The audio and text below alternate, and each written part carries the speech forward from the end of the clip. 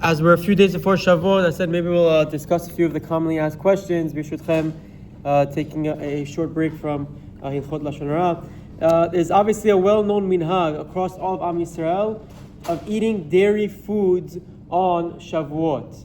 So first of all, the minhag is actually widespread. Rav Chazon Varia brings many reasons as to why the minhag developed. It's not just a Persian or Mashadi minhag, it's a widespread minhag across all of Am Yisrael today. But the degree of how we conduct it is where there are some nuances in the minhag. So first of all, why is there such a minhag? There are many reasons. The Ramah brings a few. For example, that Bnei Yisrael were commanded to keep the laws at Matan Torah. We received the Torah on Shavuot. At Har Sinai, we were commanded to keep the laws of kosher. And at that point, we didn't have any kosher pots and pans, so they said we'll eat dairy to avoid anything of that nature. That's one example. Another reason it's brought down is that same idea, but they didn't know the halachot of shechita yet, so they just kept with dairy that were much more simple and easier to do until they learned the halachot of shechita. Another reason the Ben Ish Chai brings is chalav has numerical value, has the value of 40, and that correlates to. How does the 40 correlate? I'm forgetting.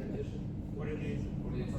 Yes, 40 days, exactly. Very good. Chazak Baruch. So that's one the Ben Ish Chai brings as well. But again, all of these are different reasons why we have dairy on Shavuot. But now the question is, to what degree are we supposed to be eating dairy? There's a very widespread Mashadi minhag from a long time ago in Iran that they would only have dairy the entire days of Shavuot, meaning both days, both meals, only dairy in its entirety. And it was a strong minhag, and they even have many specific to Shavuot dishes in our cuisine that pertain to Shavuot that are dairy food only.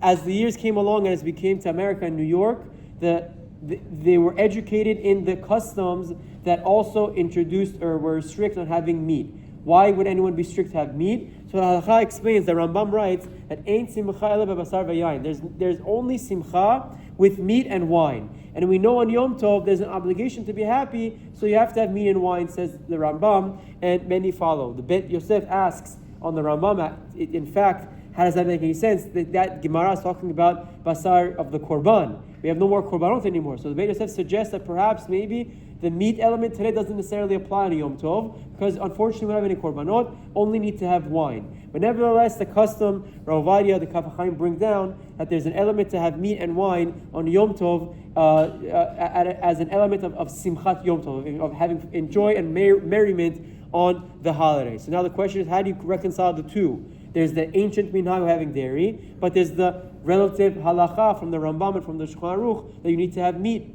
maybe, perhaps. So this is where it comes down to really every family has a different custom. In Great Necks, some families still only have dairy the entire time. And if they want to do that, they have what to rely on. It's an old minhag as well.